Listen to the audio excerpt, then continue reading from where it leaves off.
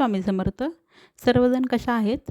आज आपण बघणार आहे भरलेली वांगी, लसूण खोबरं, शेंगदाण्याचं कूट, तिखट, मीठ, हळद, थोडासा गरम मसाला हे सगळं मिक्स करून घेतले. थोडीशी कोथिंबीर घातल्या आणि वांगी भरून घेतलेले आहेत.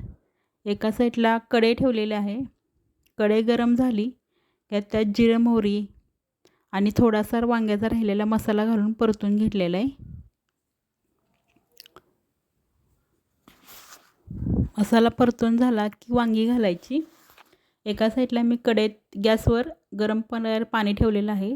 ते पाणी घालून गरम पाणी घातल्यामुळे कलर छान येतो वांग्याला आणि वांगी ताजी असल्यामुळे चविष्ट लागतात. सर्वांना श्री स्वामी समर्थ.